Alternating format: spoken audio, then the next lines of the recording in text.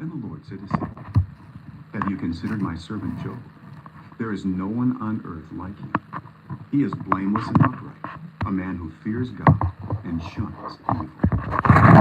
"Does Job fear God for nothing?" Satan replied. "Have you not put a hedge around him and his household and everything he has?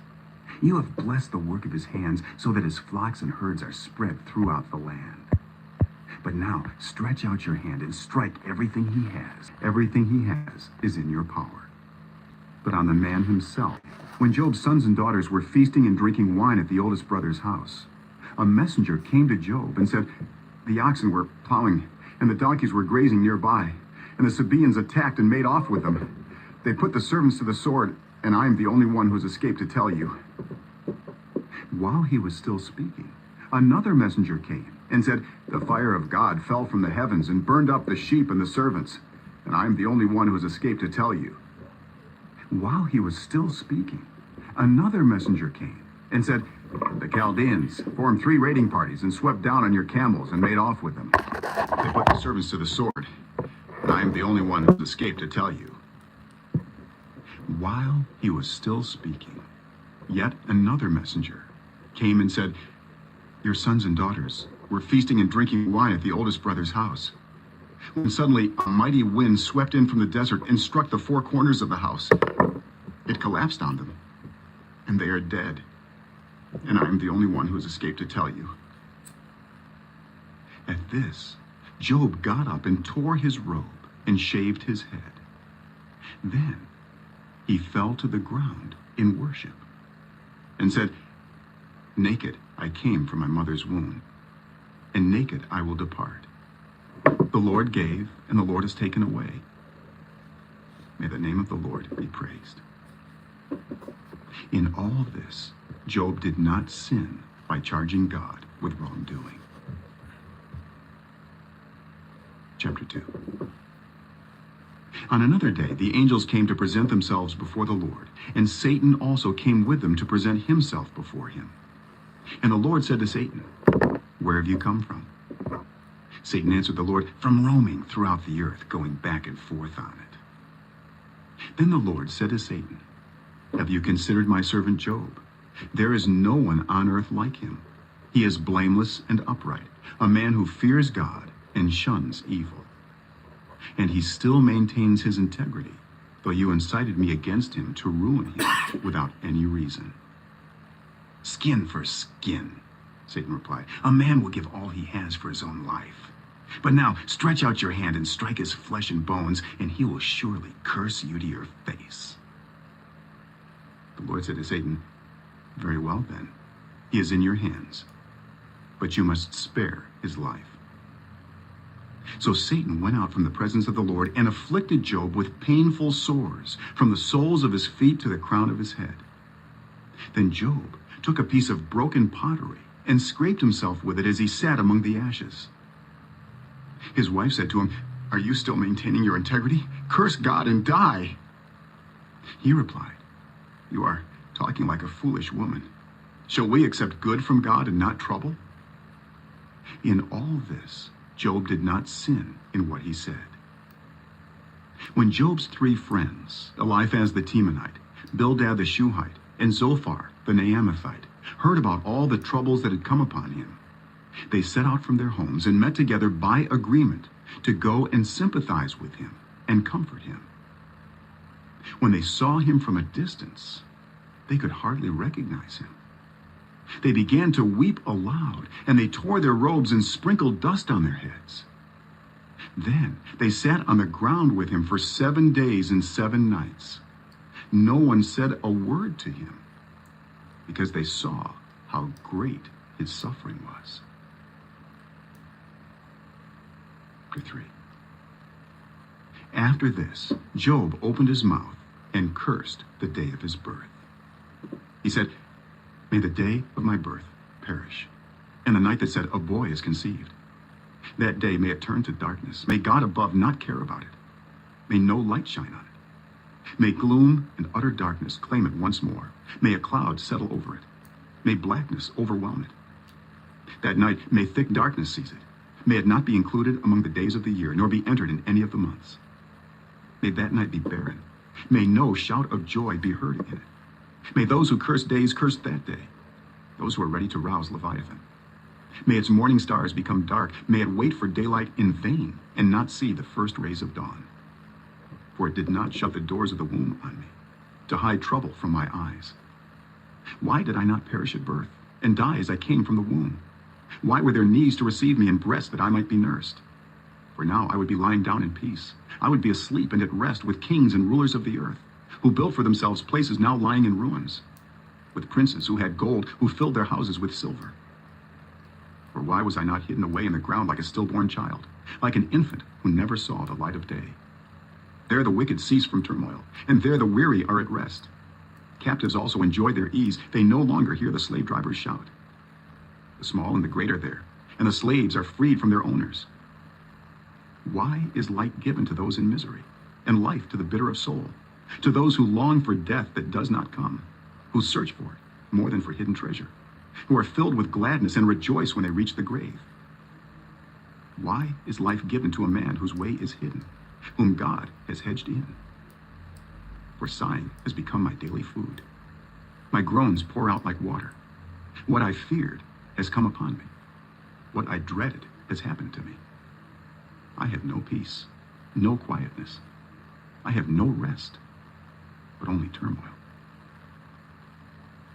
Chapter 4. Then Eliphaz the Temanite replied, If someone ventures a word with you, will you be impatient? But who can keep from speaking? Think how you have instructed many, how you have strengthened feeble hands. Your words have supported those who stumbled. You have strengthened faltering knees. But now trouble comes to you, and you are discouraged. It strikes you, and you are dismayed. Should not your piety be your confidence, and your blameless ways your hope? Consider now, who, being innocent, has ever perished? Where were the upright ever destroyed? As I have observed, those who plow evil and those who sow trouble reap it. At the breath of God they perish. At the blast of his anger they are no more. The lions may roar and growl, yet the teeth of the great lions are broken. The lion perishes for lack of prey, and the cubs of the lioness are scattered. A word was secretly brought to me. My ears caught a whisper of it. Amid disquieting dreams in the night when deep sleep falls on people, fear and trembling seized me and made all my bones shake. A spirit glided past my face, and the hair in my body stood on end. It stopped, but I could not tell what it was. A form stood before my eyes, and I heard a hushed voice. Can a mortal be more righteous than God? Can even a strong man be more pure than his maker? If God places no trust in his servants, if he charges his angels with error, how much more those who live in houses of clay, whose foundations are in the dust, who are crushed more readily than a moth. Between dawn and dusk, they are broken to pieces. Unnoticed, they perish forever. Are not the cords of their tent pulled up so that they die without wisdom? Chapter 5. Call if you will, but who will answer you? To which of the holy ones will you turn? Resentment kills a fool, and envy slays the simple. I myself have seen a fool taking root, but suddenly his house was cursed. His children are far from safety, crushed in court without a defender. The hungry consume his harvest, taking it even from among thorns, and the thirsty pant after his wealth. For hardship does not spring from the soil, nor does trouble sprout from the ground. That man is born to trouble, as surely as sparks fly upward. But if I were you, I would appeal to God. I would lay my cause before him. He performs wonders that cannot be fathomed, miracles that cannot be counted. He provides rain for the earth. He sends water on the countryside. The lowly he sets on high, and those who mourn are lifted to safety. He thwarts the plans of the crafty, so that their hands achieve no success. He catches the wise in their craftiness, and the schemes of the wily are swept away. Darkness comes upon them in the daytime. At noon they grope as in the night. He saves the needy from the sword in their mouth. He saves them from the clutches of the powerful. So the poor have hope, and injustice shuts its mouth. Blessed is the one whom God corrects. So do not despise the discipline of the Almighty. For he wounds, but he also binds up. He injures, but his hands also heal. From 6 calamities he will rescue you. In 7 no harm will touch you. In famine he will deliver you from death, and in battle from the stroke of the sword. You will be protected from the lash of the tongue, and need not fear when destruction comes. You will laugh at destruction and famine, and need not fear the wild animals. For you will have a covenant with the stones of the field, and the wild animals will be at peace with you. You will know that your tent is secure. You will take stock of your property and find nothing missing. You will know that your children will be many, and your descendants like the grass of the earth. You will come to the grave in full vigor, like sheaves gathered in season. We have examined this, and it is true. So hear it, and apply it to yourself. Chapter 6. Then Job replied, if only my anguish could be weighed, and all my misery be placed on the scales, it would surely outweigh the sand of the seas. No wonder my words have been impetuous. The arrows of the Almighty are in me. My spirit drinks in their poison. God's terrors are marshaled against me. Does a wild donkey bray when it has grass, or an ox bellow when it has fodder? Is tasteless food eaten without salt? Or is there flavor in the sap of the mallow? I refuse to touch it. Such food makes me ill. Oh, that I might have my request, that God would grant what I hope for, that God would be willing to crush me, to let loose his hand and cut off my life. Then I would still have this consolation, my joy in unrelenting pain, that I had not denied the words of the Holy One. What strength do I have that I should still hope? What prospects that I should be patient?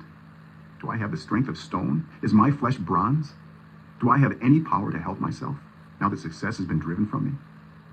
Anyone who withholds kindness from a friend forsakes the fear of the Almighty. But my brothers are as undependable as intermittent streams, as the streams that overflow when darkened by thawing ice and swollen with melting snow, but that stop flowing in the dry season, and in the heat vanish from their channels. Caravans turn aside from their routes. They go off into the wasteland and perish. The caravans of Tema look for water. The traveling merchants of Sheba look in hope. They are distressed because they had been confident. They arrive there, only to be disappointed. Now you too have proved to be of no help. You see something dreadful and are afraid. Have I ever said, give something on my behalf? Pay a ransom for me from your wealth? Deliver me from the hand of the enemy? Rescue me from the clutches of the ruthless? Teach me and I will be quiet. Show me where I have been wrong. How painful are honest words. But what do your arguments prove? Do you mean to correct what I say and treat my desperate words as wind? You would even cast lots for the fatherless and barter away your friend. But now be so kind as to look at me. Would I lie to your face?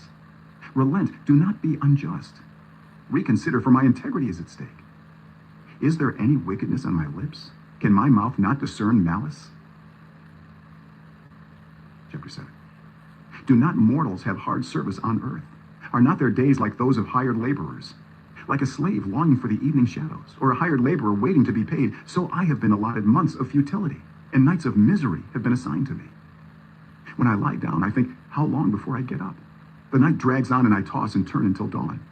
My body is clothed with worms and scabs. My skin is broken and festering. My days are swifter than a weaver's shuttle, and they come to an end without hope. Remember, O God, that my life is but a breath. My eyes will never see happiness again. The eye that now sees me will see me no longer. You will look for me, but I will be no more. As a cloud vanishes and is gone, so one who goes down to the grave does not return. He will never come to his house again. His place will know him no more. Therefore I will not keep silent. I will speak out in the anguish of my spirit. I will complain in the bitterness of my soul. Am I the sea or the monster of the deep that you put me under guard? When I think my bed will comfort me and my couch will ease my complaint, even then you frighten me with dreams and terrify me with visions, so that I prefer strangling and death rather than this body of mine.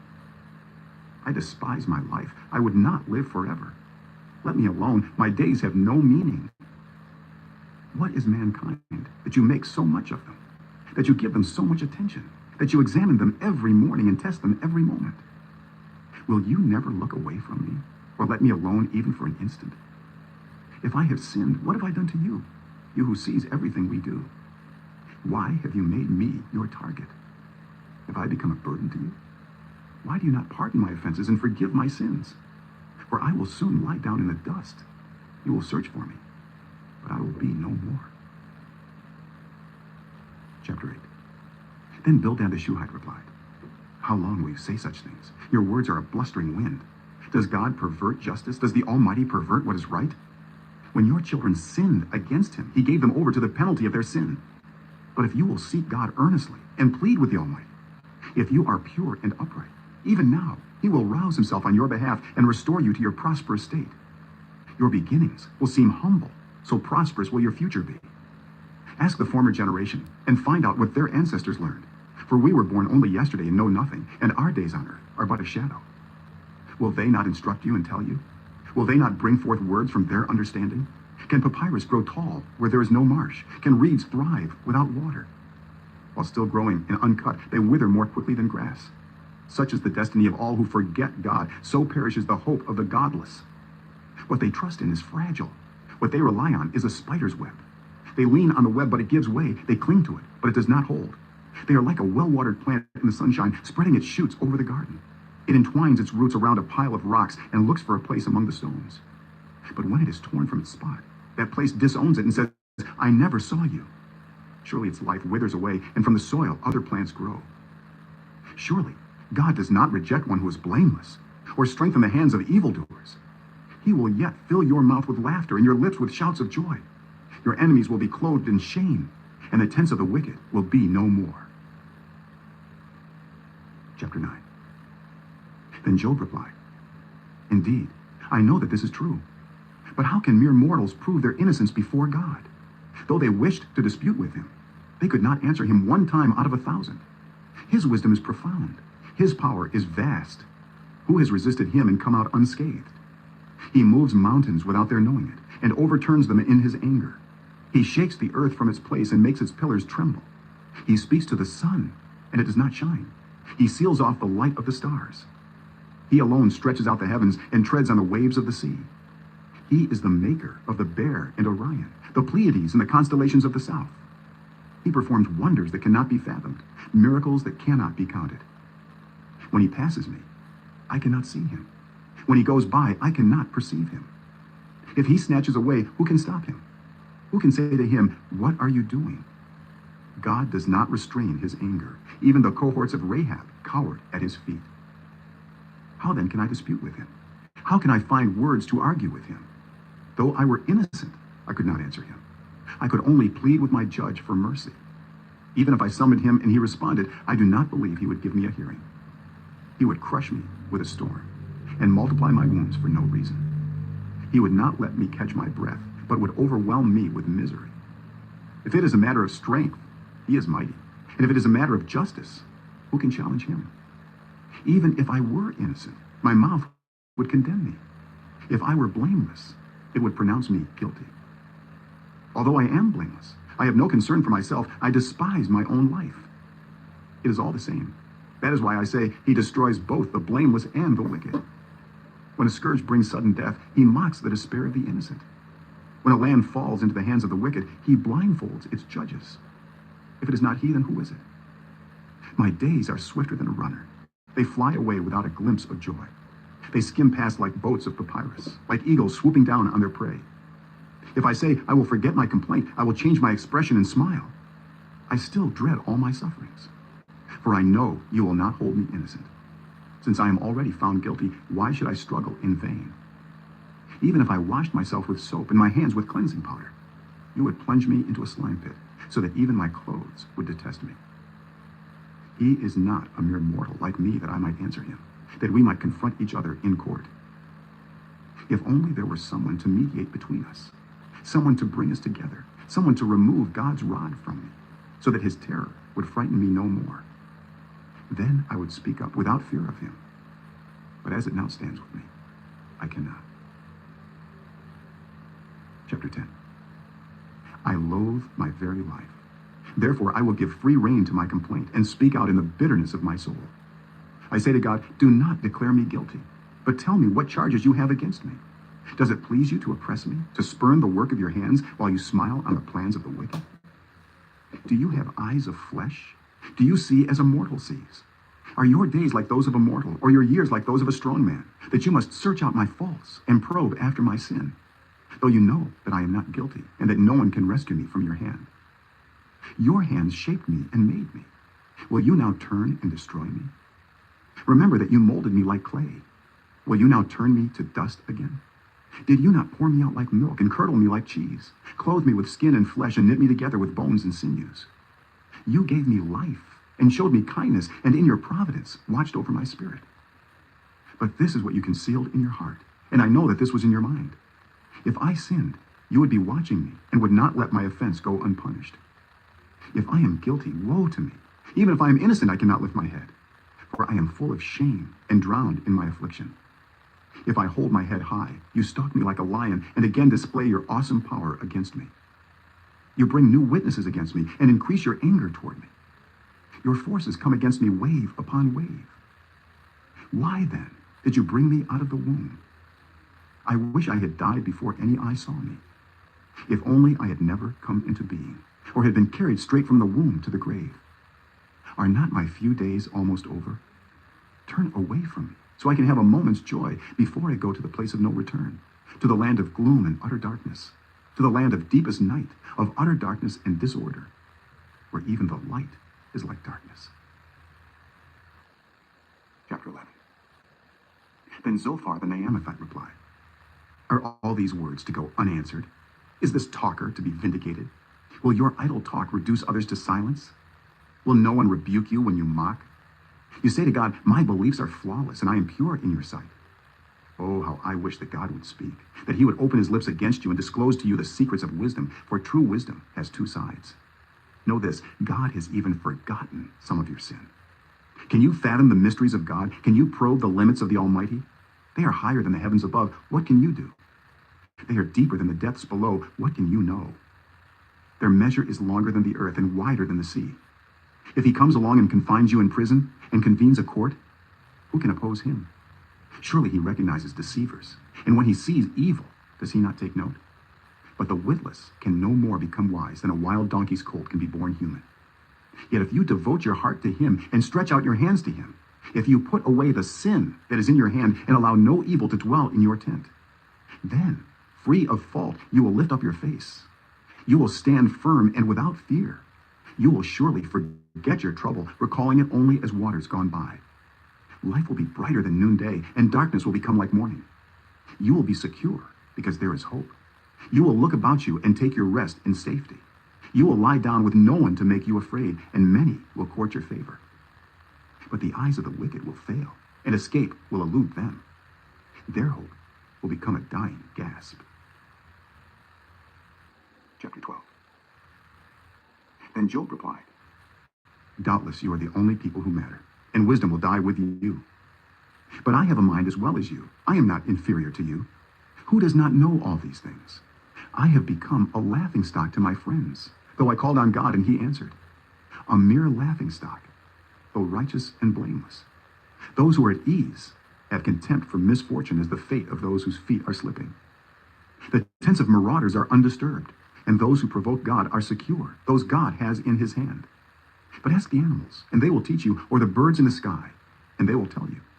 Or speak to the earth, and it will teach you, or let the fish in the sea inform you. Which of all these does not know that the hand of the Lord has done this? In his hand is the life of every creature, and the breath of all mankind. Does not the ear test words, as the tongue tastes food? Is not wisdom found among the aged? Does not long life bring understanding? To God belong wisdom and power, counsel and understanding are his. What he tears down cannot be rebuilt.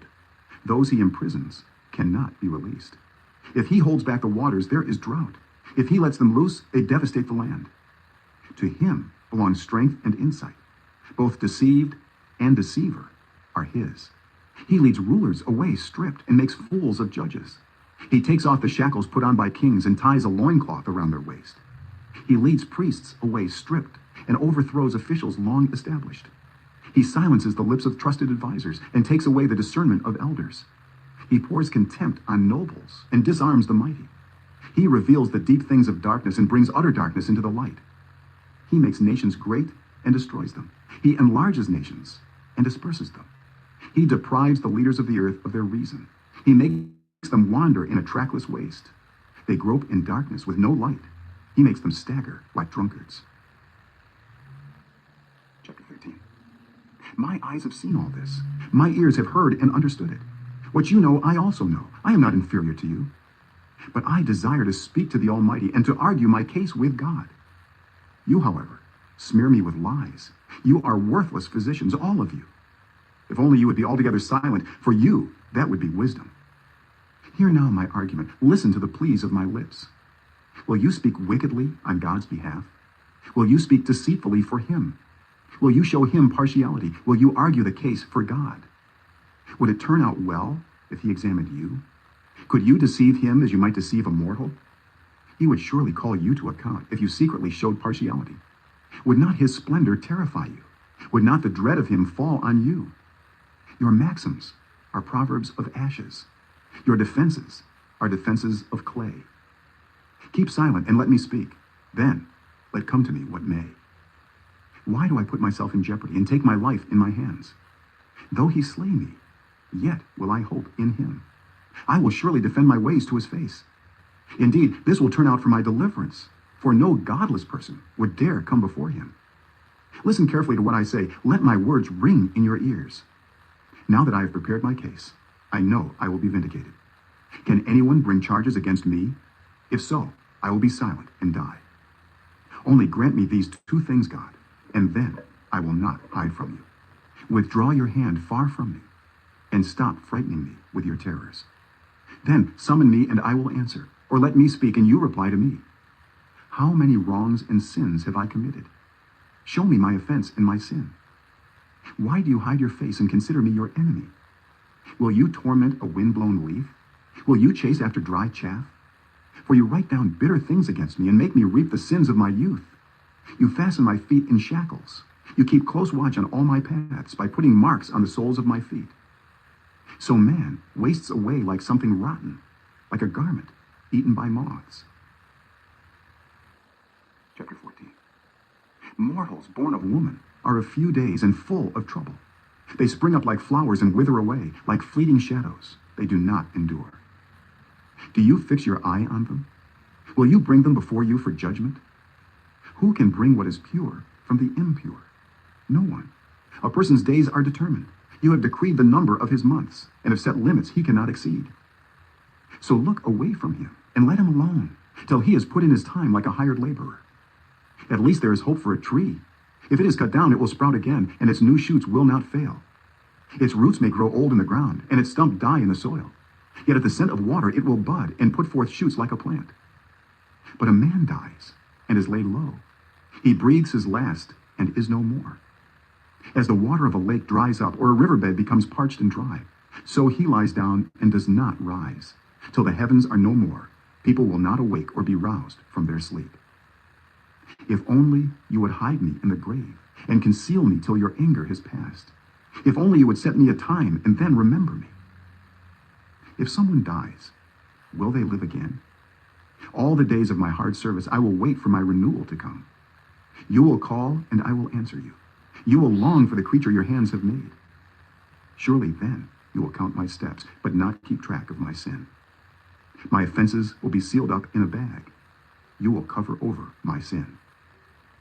But as a mountain erodes and crumbles, and as a rock is moved from its place, as water wears away stones and torrents wash away the soil, so you destroy a person's hope.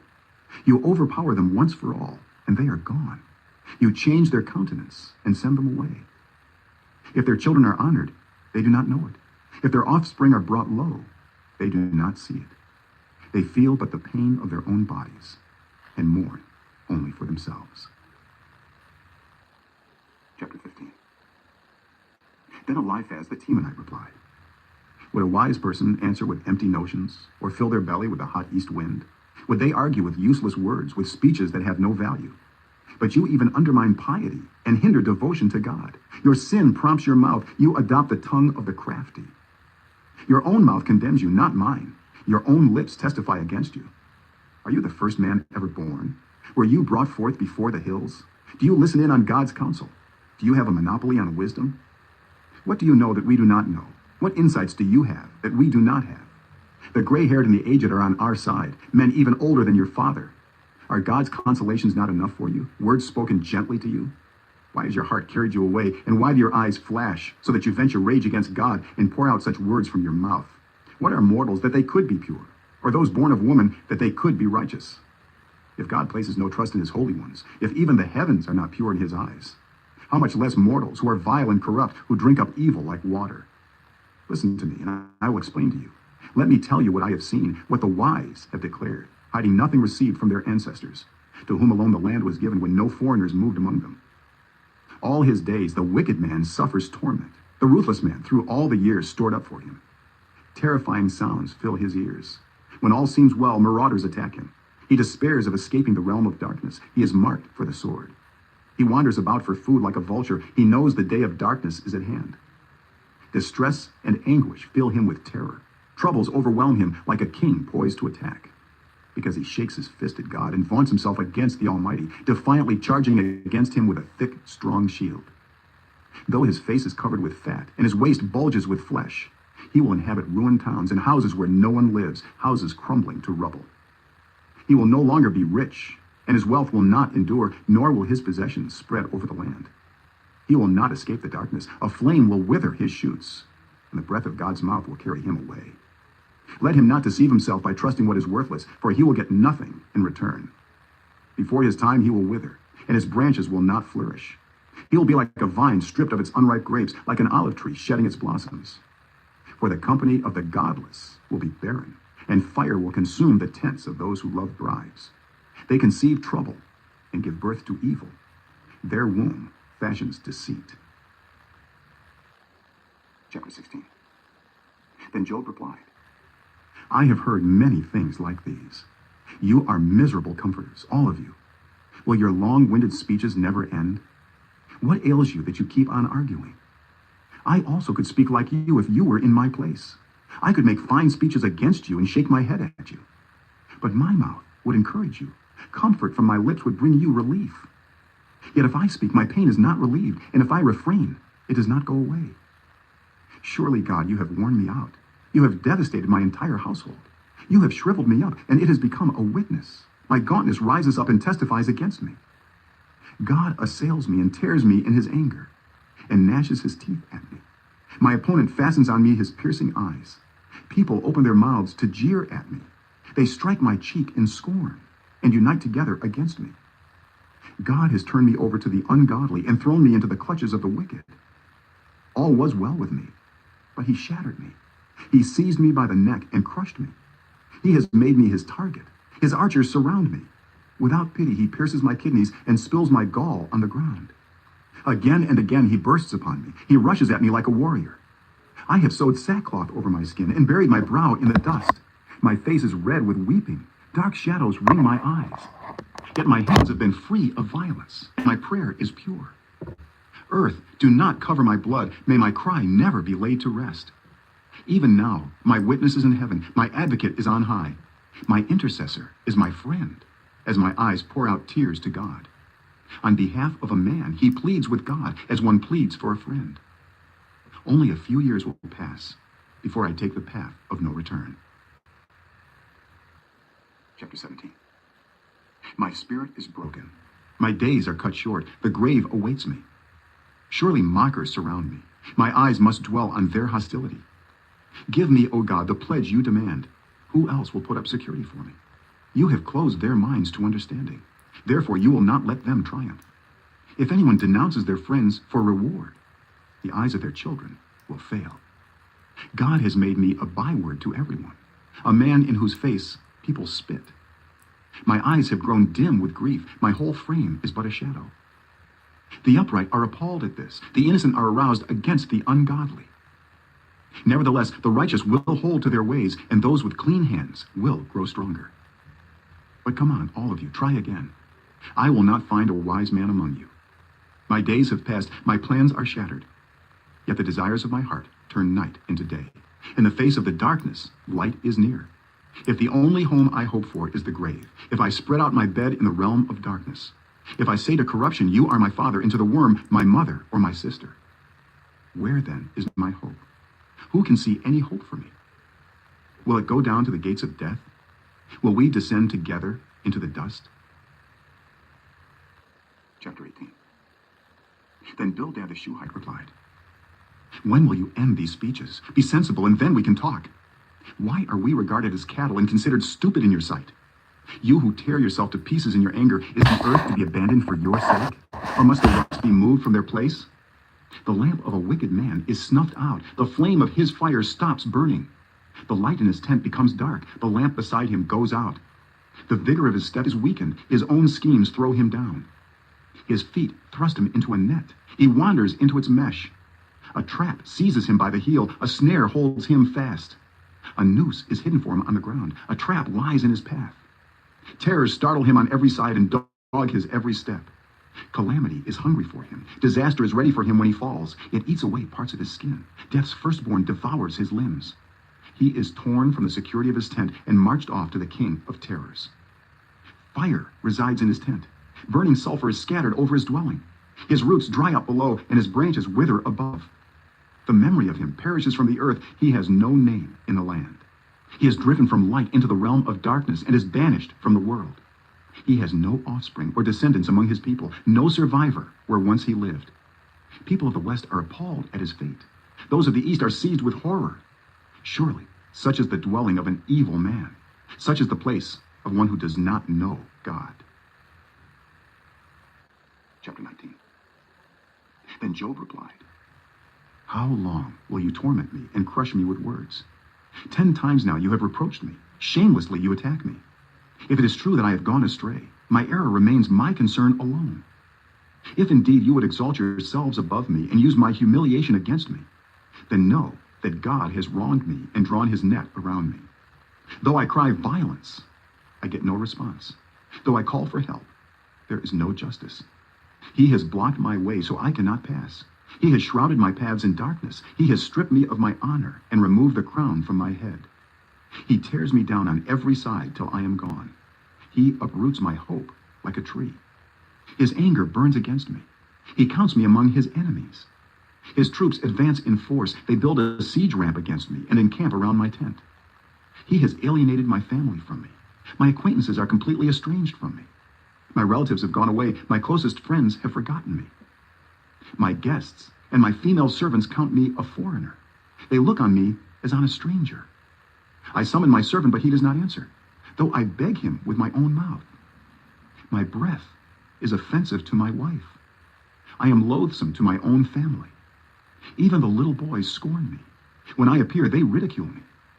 All my intimate friends detest me. Those I love have turned against me. I am nothing but skin and bones. I have escaped only by the skin of my teeth. Have pity on me, my friends. Have pity, for the hand of God has struck me. Why do you pursue me as God does? Will you never get enough of my flesh? Oh, that my words were recorded, that they were written on a scroll, that they were inscribed with an iron tool on lead, or engraved in rock forever. I know that my Redeemer lives, and that in the end he will stand on the earth. And after my skin has been destroyed, yet in my flesh I will see God. I myself will see him with my own eyes, I and not another. How my heart yearns within me. If you say, how we will hound him, since the root of the trouble lies in him, you should fear the sword yourselves. For wrath will bring punishment by the sword, and then you will know that there is judgment. Chapter 20. Then Zophar the Naamathite replied, my troubled thoughts prompt me to answer because I am greatly disturbed. I hear a rebuke that dishonors me, and my understanding inspires me to reply. Surely you know how it has been from of old, ever since mankind was placed on the earth, that the mirth of the wicked is brief. The joy of the godless lasts but a moment. Though the pride of the godless person reaches to the heavens and his head touches the clouds, he will perish forever like his own dung. Those who have seen him will say, where is he? Like a dream he flies away, no more to be found, banished like a vision of the night. The eye that saw him will not see him again. His place will look on him no more. His children must make amends to the poor. His own hands must give back his wealth. The youthful vigor that fills his bones will lie with him in the dust. Though evil is sweet in his mouth, and he hides it under his tongue, though he cannot bear to let it go and lets it linger in his mouth, yet his food will turn sour in his stomach. It will become the venom of serpents within him. He will spit out the riches he swallowed. God will make his stomach vomit them up. He will suck the poison of serpents. The fangs of an adder will kill him. He will not enjoy the streams, the rivers flowing with honey and cream. What he toiled for, he must give back uneaten. He will not enjoy the profit from his trading. For he has oppressed the poor and left them destitute. He has seized houses he did not build. Surely he will have no respite from his craving. He cannot save himself by his treasure. Nothing is left for him to devour. His prosperity will not endure. In the midst of his plenty, distress will overtake him. The full force of misery will come upon him. When he has filled his belly God will vent his burning anger against him and rain down his blows on him. Though he flees from an iron weapon, a bronze-tipped arrow pierces him. He pulls it out of his back, the gleaming point out of his liver. Terrors will come over him. Total darkness lies in wait for his treasures.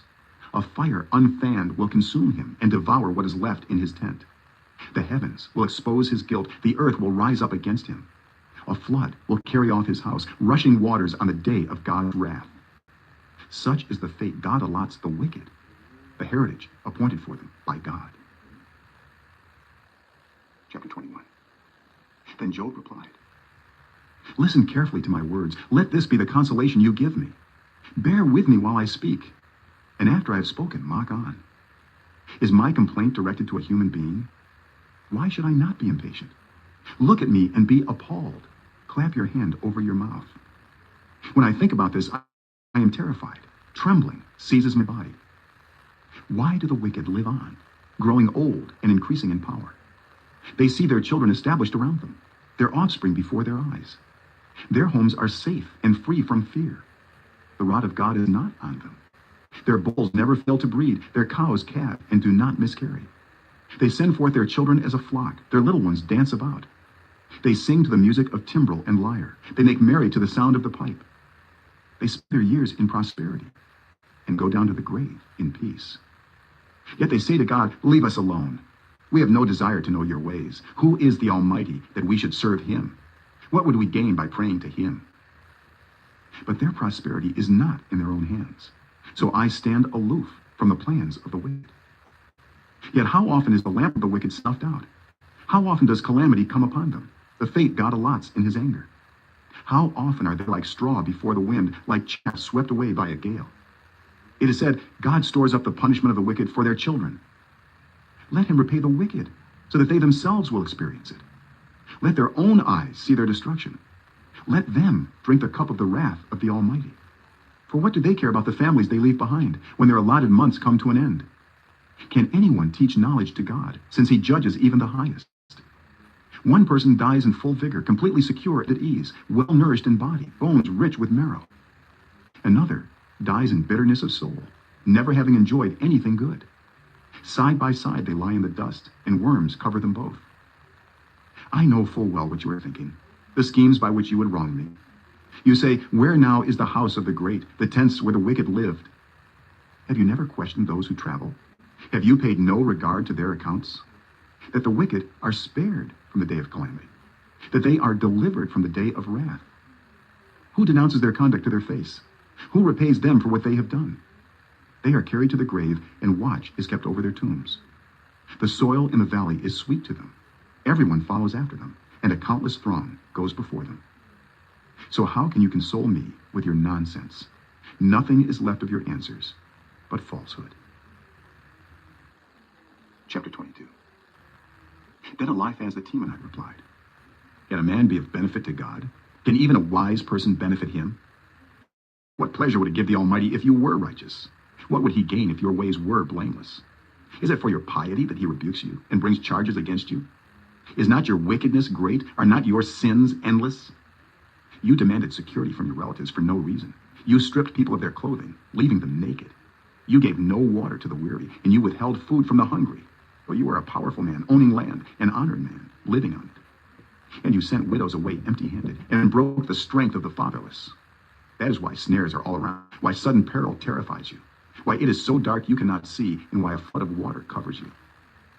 Is not God in the heights of heaven? And see how lofty are the highest stars? Yet you say, what does God know? Does he judge through such darkness?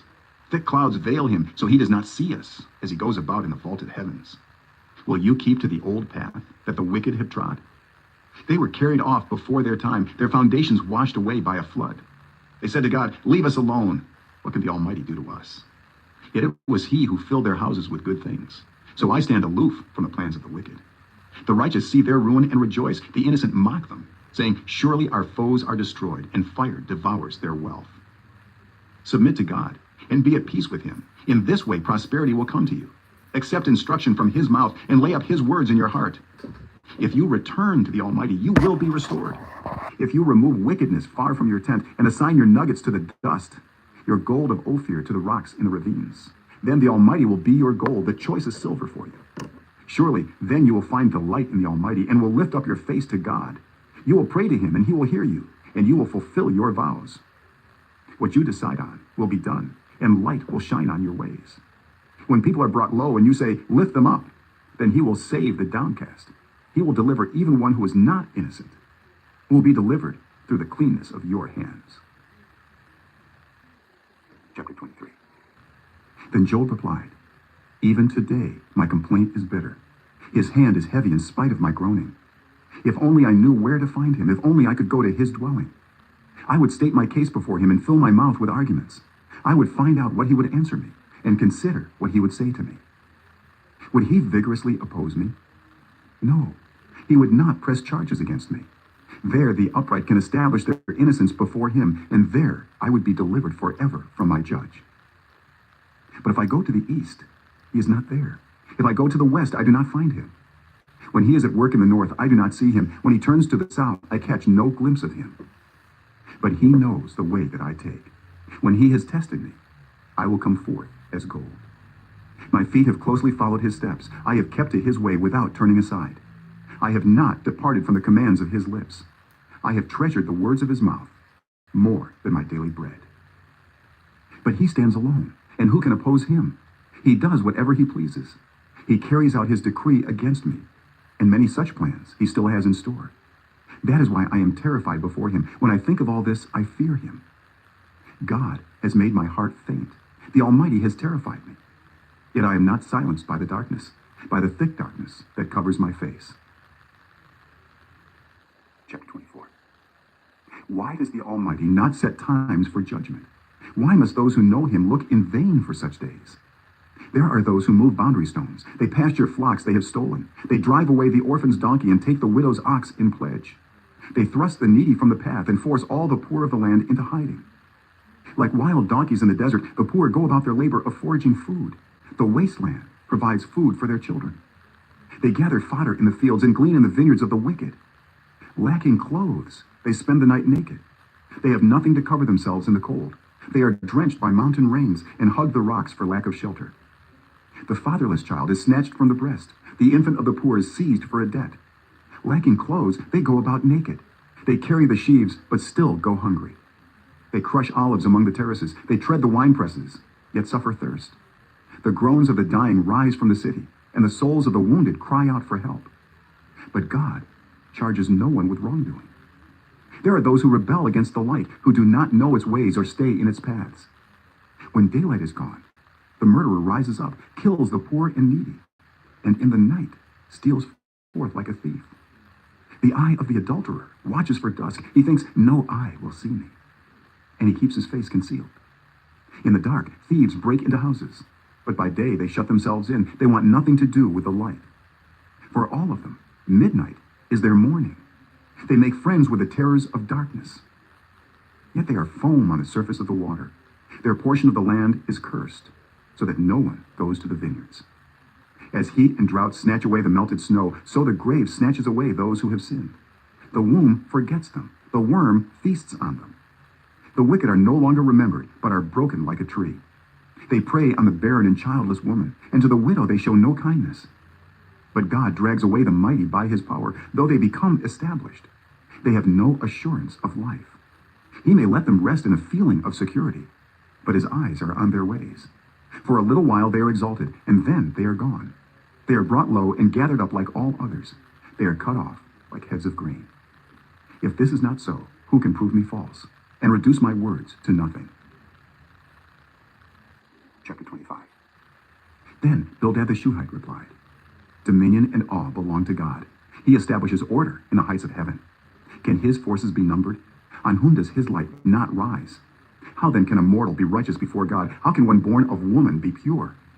If even the moon is not bright and the stars are not pure in his eyes, how much less a mortal who is but a maggot, a human being who is only a worm? Chapter 26. Then Job replied, how you have helped the powerless, how you have saved the arm that is feeble, what advice you have offered to one without wisdom, and what great insight you have displayed. Who has helped you utter these words, and whose spirit spoke from your mouth? The dead are in deep anguish, those beneath the waters and all that live in them. The realm of the dead is naked before God. Destruction lies uncovered. He spreads out the northern skies over empty space. He suspends the earth over nothing. He wraps up the waters in his clouds, yet the clouds do not burst under their weight. He covers the face of the full moon, spreading his clouds over it. He marks out the horizon on the face of the waters for a boundary between light and darkness. The pillars of the heavens quake, aghast at his rebuke. By his power he churned up the sea. By his wisdom he cut Rahab to pieces. By his breath the skies became fair. His hand pierced the gliding serpent. And these are but the outer fringe of his works. How faint the whisper we hear of him. Who then can understand the thunder of his power? Chapter 27. And Job continued his discourse. As surely as God lives, who has denied me justice, the Almighty who has made my life bitter, as long as I have life within me, the breath of God in my nostrils, my lips will not say anything wicked, and my tongue will not utter lies. I will never admit you are in the right. Till I die, I will not deny my integrity. I will maintain my innocence and never let go of it. My conscience will not reproach me as long as I live. May my enemy be like the wicked, my adversary like the unjust. For what hope have the godless when they are cut off, when God takes away their life? Does God listen to their cry when distress comes upon them? Will they find delight in the Almighty? Will they call on God at all times? I will teach you about the power of God, the ways of the Almighty I will not conceal. You have all seen this yourselves. Why then this meaningless talk? Here is the fate God allots to the wicked, the heritage a ruthless man receives from the Almighty. However many children, their fate is the sword. His offspring will never have enough to eat. The plague will bury those who survive him, and their widows will not weep for them. Though he heaps up silver like dust, and clothes like piles of clay, what he lays up, the righteous will wear, and the innocent will divide his silver. The house he builds is like a moth's cocoon, like a hut made by a watchman. He lies down wealthy, but will do so no more. When he opens his eyes, is gone. Terrors overtake him like a flood. A tempest snatches him away in the night. The east wind carries him off, and he is gone. It sweeps him out of his place. It hurls itself against him without mercy as he flees headlong from its power. It claps its hands in derision and hisses him out of his place. Chapter 28. There is a mine for silver, and a place where gold is refined. Iron is taken from the earth, and copper is smelted from ore. Mortals put an end to the darkness. They search out the farthest recesses for ore in the blackest darkness.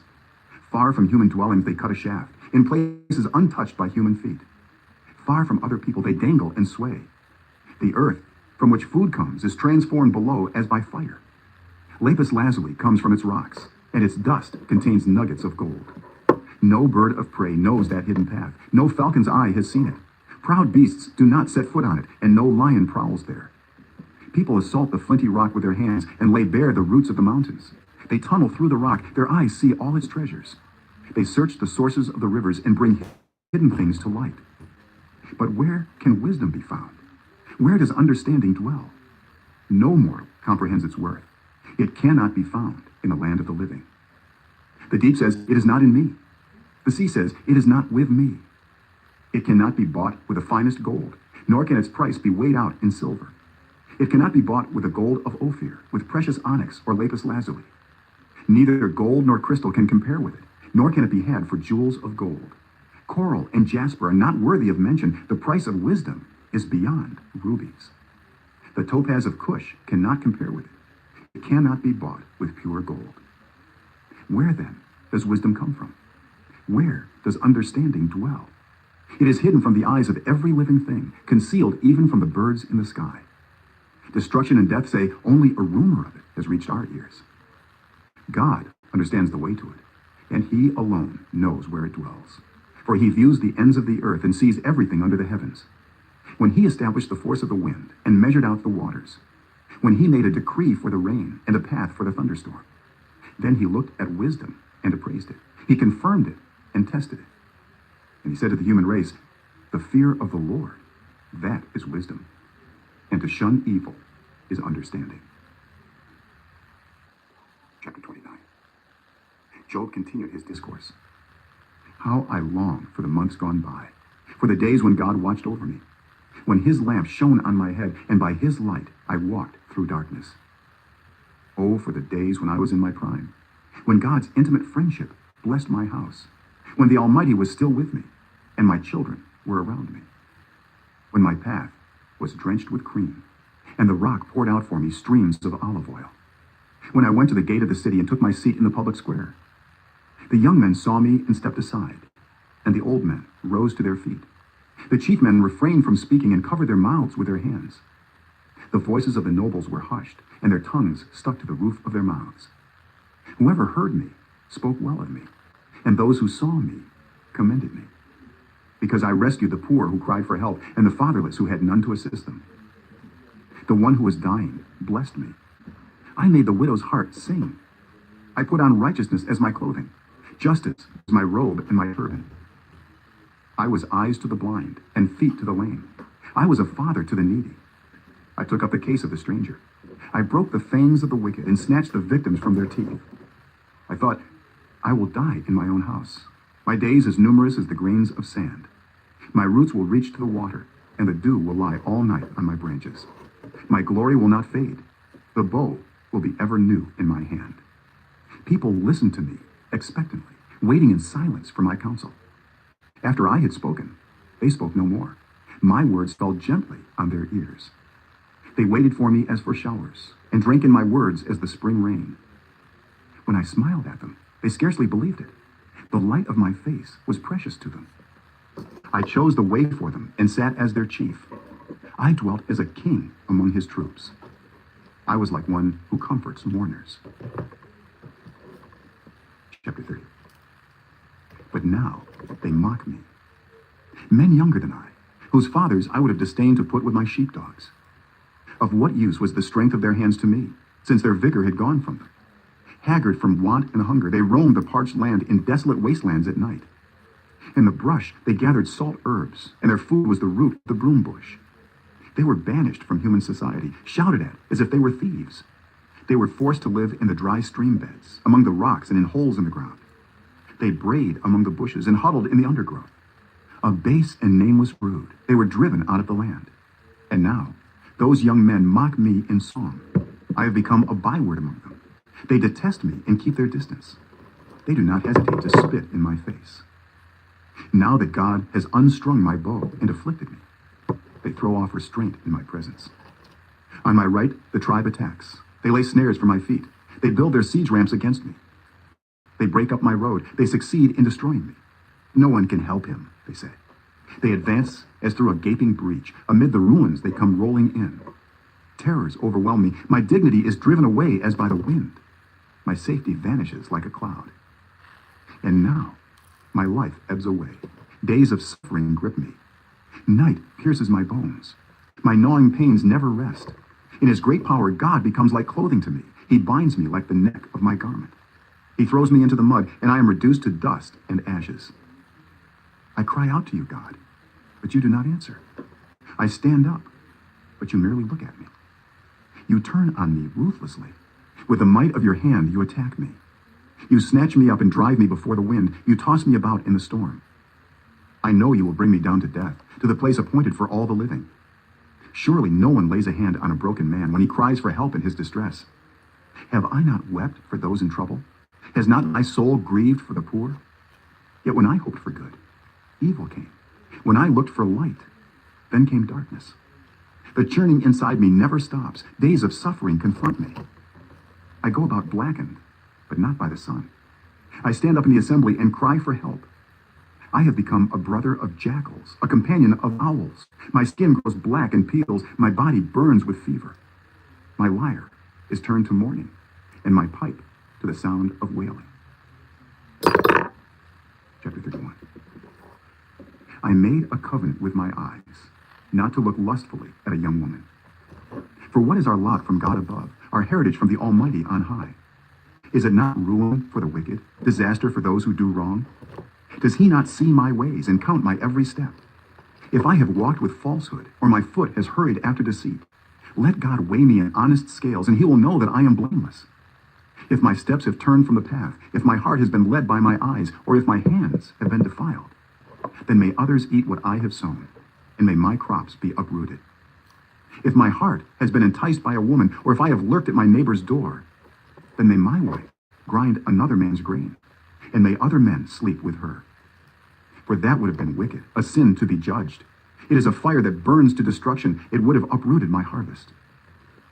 If I have denied justice to any of my servants, whether male or female, when they had a grievance against me, what will I do when God confronts me? What will I answer when called to account? Did not he who made me in the womb make them? Did not the same one form us both within our mothers? If I have denied the desires of the poor, or let the eyes of the widow grow weary, if I have kept my bread to myself, not sharing it with the fatherless, but from my youth I reared them as a father would, and from my birth I guided the widow.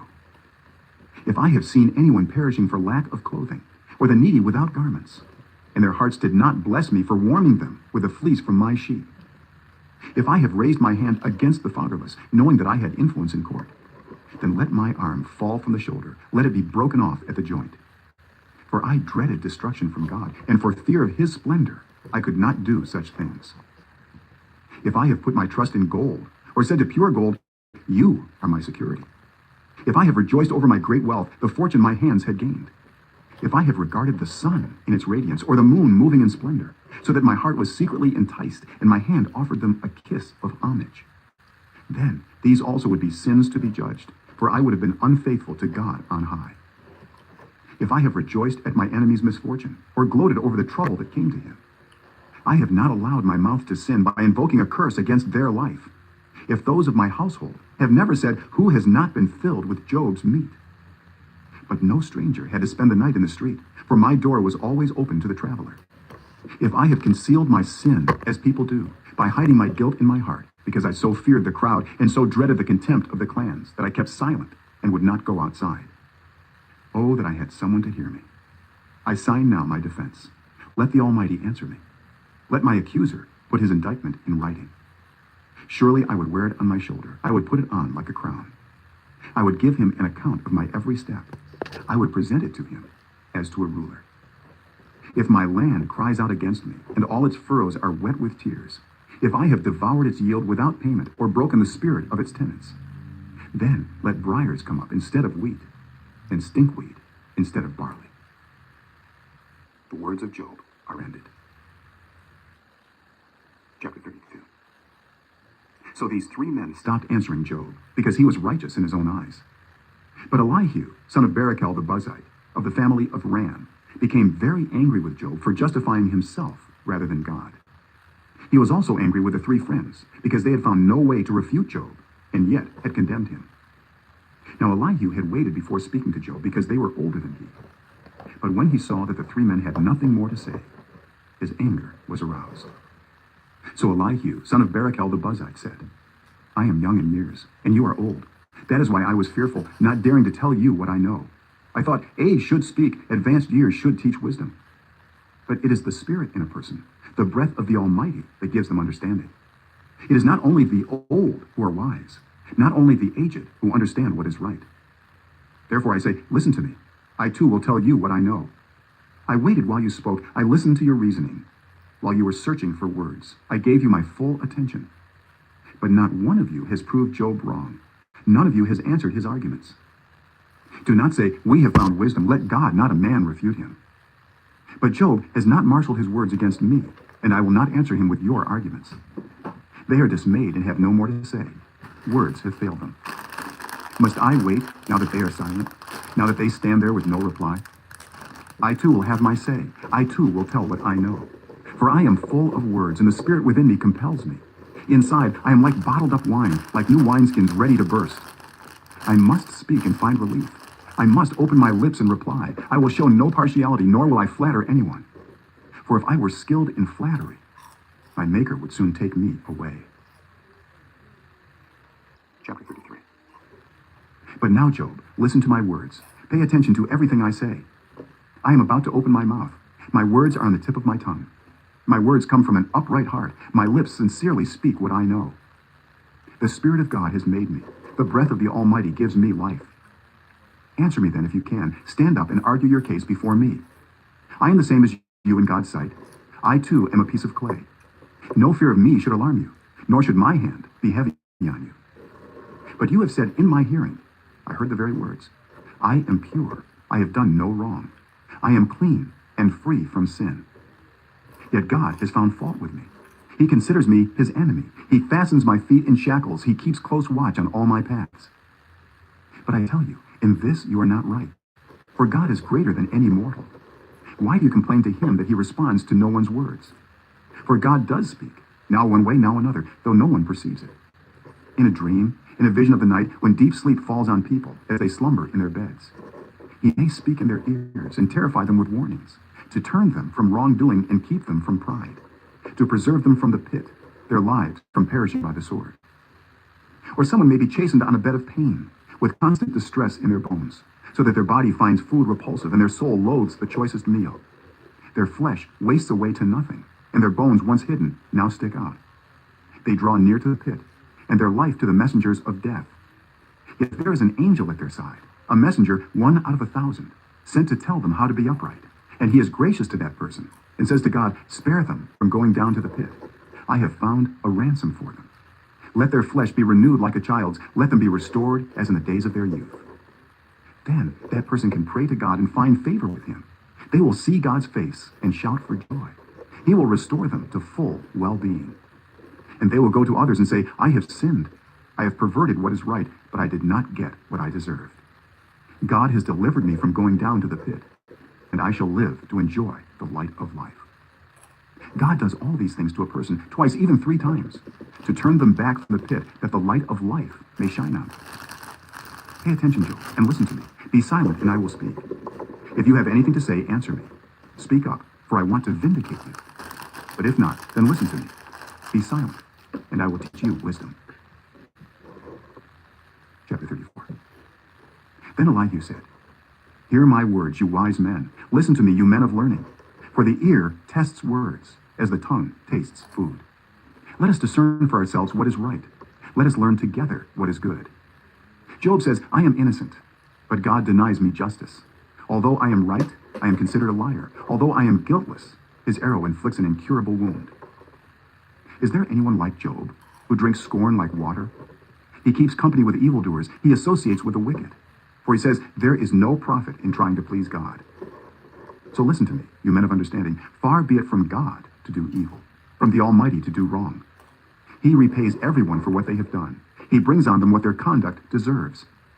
It is unthinkable that God would do wrong, that the Almighty would pervert justice.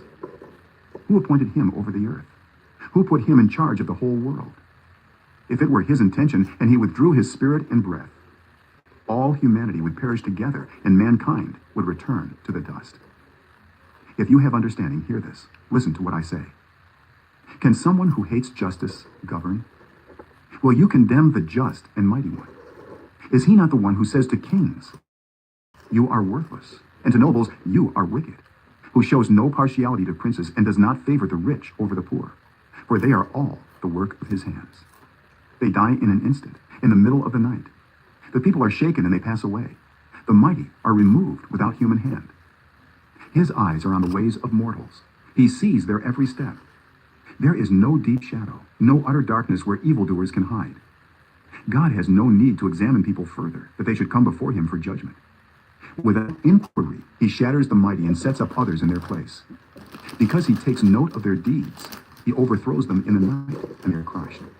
He punishes them for their wickedness, where everyone can see them, because they turned from following him and had no regard for any of his ways. They caused the cry of the poor to come before him, so that he heard the cry of the needy. But if he remains silent, who can condemn him? If he hides his face, who can see him? Yet he is over individual and nation alike, to keep the godless from ruling, from laying snares for the people. Suppose someone says to God, I am guilty, but will offend no more. Teach me what I cannot see. If I have done wrong, I will not do so again. Should God then reward you on your terms when you refuse to repent? You must decide, not I. So tell me what you know. Men of understanding declare. Wise men who hear me say to me, Job speaks without knowledge. His words lack insight. Oh, that Job might be tested to the utmost for answering like a wicked man. To his sin he adds rebellion. Scornfully he claps his hands among us and multiplies his words against God. Chapter 35. Then Elihu said, Do you think this is just? You say, I am in the right, not God. Yet you ask him, what profit is it to me? And what do I gain by not sinning? I would like to reply to you and to your friends with you. Look up at the heavens and see. Gaze at the clouds so high above you. If you sin, how does that affect him? If your sins are many, what does that do to him? If you are righteous, what do you give to him? Or what does he receive from your hand? Your wickedness only affects humans like yourself, and your righteousness only other people. People cry out under a load of oppression. They plead for relief from the arm of the powerful. But no one says, where is God, my Maker, who gives songs in the night, who teaches us more than he teaches the beasts of the earth, and makes us wiser than the birds in the sky? He does not answer when people cry out because of the arrogance of the wicked. Indeed, God does not listen to their empty plea. The Almighty pays no attention to it. How much less, then, will he listen when you say that you do not see him, that your case is before him, and you must wait for him? And further, that his anger never punishes, and he does not take the least notice of wickedness. So Job opens his mouth with empty talk. Without knowledge, he multiplies words. Chapter 36. Elihu continued, bear with me a little longer, and I will show you that there is more to be said in God's behalf. I get my knowledge from afar. I will ascribe justice to my Maker. Be assured that my words are not false. One who has perfect knowledge is with you. God is mighty, but despises no one. He is mighty and firm in his purpose. He does not keep the wicked alive, but gives the afflicted their rights. He does not take his eyes off the righteous. He enthrones them with kings and exalts them forever. But if people are bound in chains, held fast by cords of affliction, he tells them what they have done, that they have sinned arrogantly. He makes them listen to correction and commands them to repent of their evil. If they obey and serve him, they will spend the rest of their days in prosperity and their years in contentment. But if they do not listen, they will perish by the sword and die without knowledge. The godless in heart harbor resentment. Even when he fetters them, they do not cry for help. They die in their youth among male prostitutes of the shrines. But those who suffer, he delivers in their suffering. He speaks to them in their affliction. He is wooing you from the jaws of distress to a spacious place free from restriction, to the comfort of your table laden with choice food. But now you are laden with the judgment due the wicked.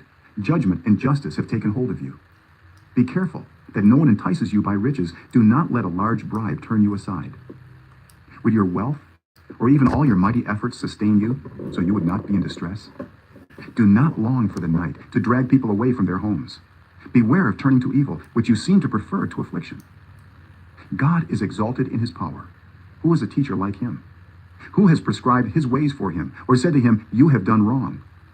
Remember to extol his work, which people have praised in song. All humanity has seen it. Mortals gaze on it from afar. How great is God, beyond our understanding. The number of his years is past finding out. He draws up the drops of water, which distill as rain to the streams. The clouds pour down their moisture, and abundant showers fall on mankind. Who can understand how he spreads out the clouds, how he thunders for his reward? See how he scatters his lightning about him, bathing the depths of the sea? This is the way he governs the nations and provides food in abundance. He fills his hands with lightning and commands it to strike its mark. His thunder announces the coming storm. Even the cattle make known its approach. Chapter 37. At this my heart pounds and leaps from its place. Listen to the roar of his voice, to the rumbling that comes from his mouth. He unleashes his lightning beneath the whole heaven and sends it to the ends of the earth. After that comes the sound of his roar. He thunders with his majestic voice. When his voice resounds, he holds nothing back. God's voice thunders in marvelous ways. He does great things beyond our understanding. He says to the snow, fall on the earth, and to the rain shower, be a mighty downpour. So that everyone he has made may know his work, he stops all people from their labor. The animals take cover. They remain in their dens. The tempest comes out from its chamber, the cold from the driving winds. The breath of God produces ice, and the broad waters become frozen. He loads the clouds with moisture. He scatters his lightning through them. At his direction, they swirl around over the face of the whole earth to do whatever he commands them. He brings the clouds to punish people, or to water his earth and show his love. Listen to this, Job. Stop and consider God's wonders.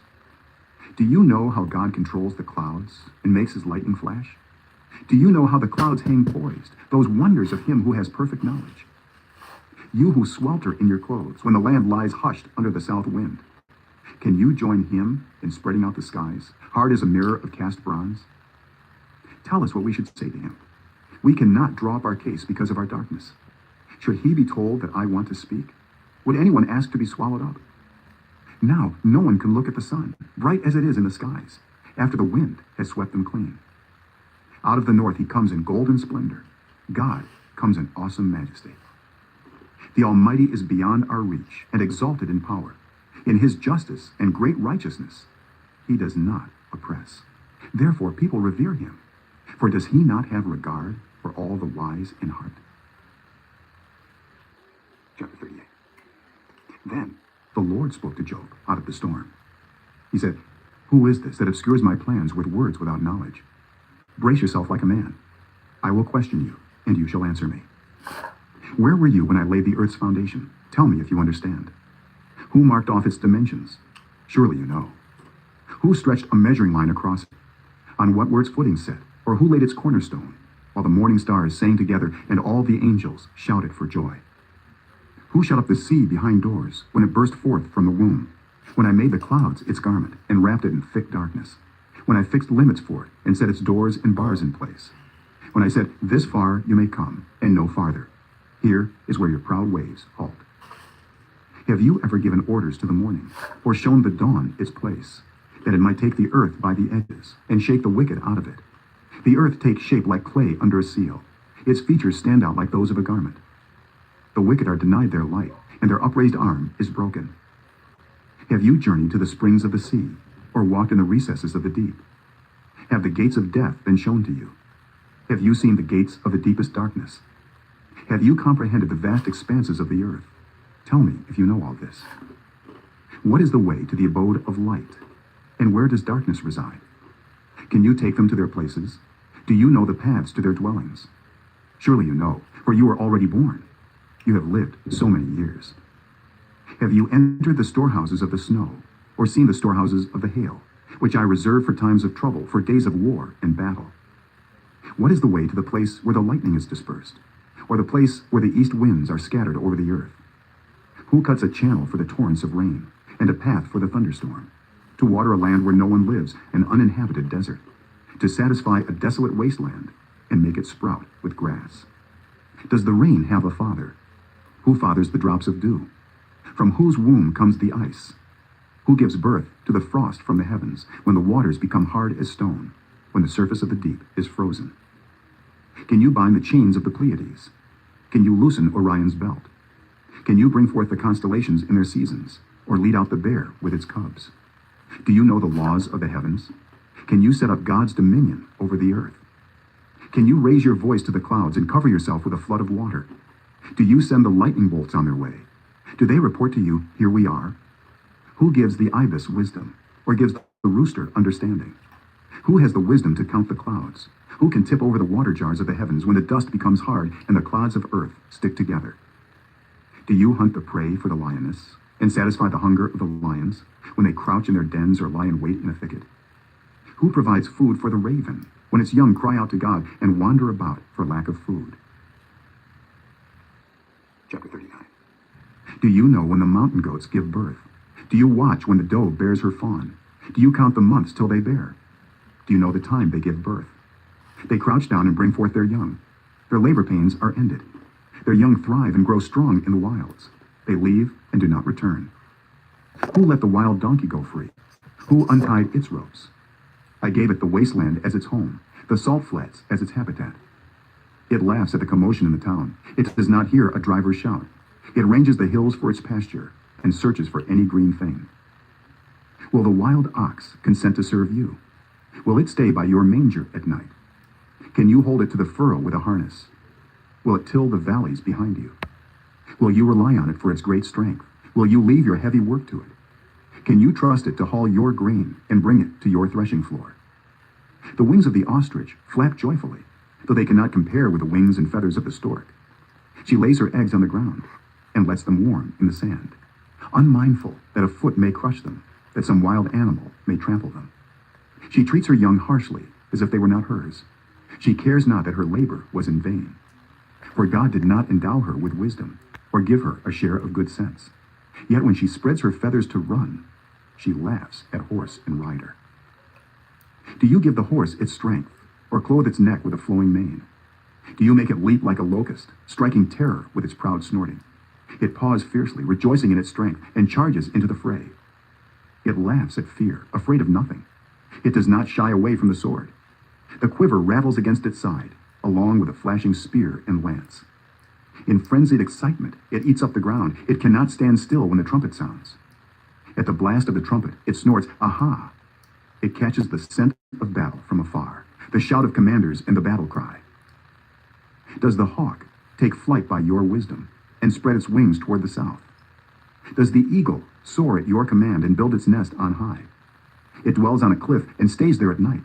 A rocky crag is its stronghold. From there it looks for food. Its eyes detect it from afar. Its young ones feast on blood. And where the slain are, there it is.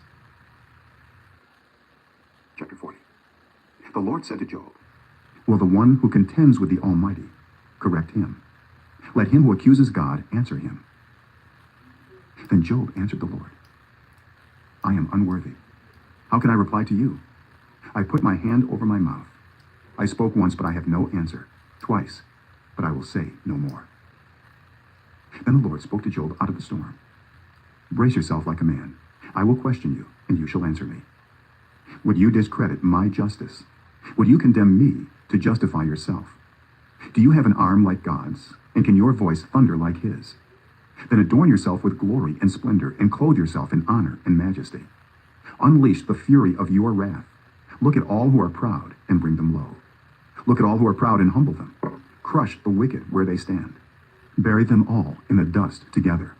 Shroud their faces in the grave. Then I myself will admit to you that your own right hand can save you. Look at Behemoth, which I made along with you, and which feeds on grass like an ox. What strength it has in its loins, what power in the muscles of its belly. Its tail sways like a cedar, the sinews of its thighs are close knit. Its bones are tubes of bronze, its limbs like rods of iron. It ranks first among the works of God, yet its maker can approach it with his sword. The hills bring it their produce, and all the wild animals play nearby. Under the lotus plants it lies, hidden among the reeds in the marsh. The lotuses conceal it in their shadow. The poplars by the stream surround it.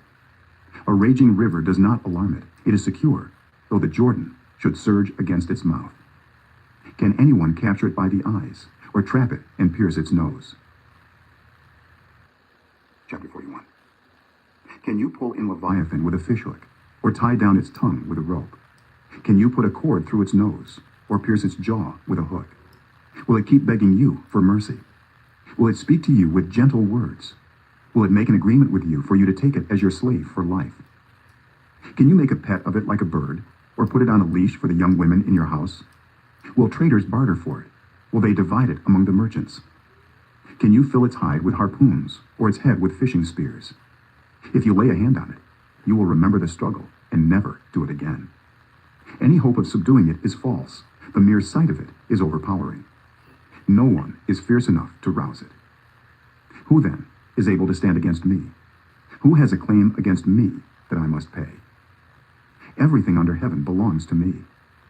I will not fail to speak of Leviathan's limbs, its strength and its graceful form. Who can strip off its outer coat? Who can penetrate its double coat of armor? Who dares open the doors of its mouth, ringed about with fearsome teeth? Its back has rows of shields tightly sealed together. Each is so close to the next that no air can pass between. They are joined fast to one another. They cling together and cannot be parted. Its snorting throws out flashes of light. Its eyes are like the rays of dawn. Flames stream from its mouth. Sparks of fire shoot out. Smoke pours from its nostrils as from a boiling pot over burning reeds. Its breath sets coals ablaze, and flames dart from its mouth. Strength resides in its neck. Dismay goes before it. The folds of its flesh are tightly joined. They are firm and immovable. Its chest is hard as rock, hard as a lower millstone. When it rises up, the mighty are terrified. They retreat before its thrashing. The sword that reaches it has no effect, nor does the spear or the dart or the javelin. Iron it treats like straw, and bronze like rotten wood. Arrows do not make it flee. Sling stones are like chaff to it. A club seems to it but a piece of straw. It laughs at the rattling of the lance. Its undersides are jagged potsherds, leaving a trail in the mud like a threshing sledge. It makes the depths churn like a boiling cauldron and stirs up the sea like a pot of ointment. It leaves a glistening wake behind it. One would think the deep had white hair. Nothing on earth is its equal, a creature without fear. It looks down on all that are haughty. It is king over all that are proud. Chapter 42. Then Job replied to the Lord, I know that you can do all things. No purpose of yours can be thwarted. You asked, who is this that obscures my plans without knowledge? Surely I spoke of things I did not understand, things too wonderful for me to know. You said, listen now, and I will speak. I will question you, and you shall answer me. My ears had heard of you, but now my eyes have seen you. Therefore I despise myself and repent in dust and ashes. After the Lord had said these things to Job, he said to Eliphaz the Temanite, I am angry with you and your two friends, because you have not spoken the truth about me, as my servant Job has. So now take 7 bulls and 7 rams, and go to my servant Job and sacrifice a burnt offering for yourselves. My servant Job will pray for you, and I will accept his prayer, and not deal with you according to your folly. You have not spoken the truth about me, as my servant Job has. So Eliphaz the Temanite, Bildad the Shuhite, and Zophar the Naamathite did what the Lord told them, and the Lord accepted Job's prayer. After Job had prayed for his friends, the Lord restored his fortunes and gave him twice as much as he had before. All his brothers and sisters, and everyone who had known him before, came and ate with him in his house. They comforted and consoled him over all the trouble the Lord had brought on him. And each one gave him a piece of silver and a gold ring. The Lord blessed the latter part of Job's life more than the former part. He had 14,000 sheep, 6,000 camels, 1,000 yoke of oxen, and 1,000 donkeys. And he also had 7 sons and 3 daughters. The first daughter he named Jemimah, the second Keziah, and the third Karen Hapuk. Nowhere in all the land were there found women as beautiful as Job's daughters. And their father granted them an inheritance along with their brothers. After this, Job lived 140 years. He saw his children and their children to the 4th generation. And so Job died, an old man and full of years.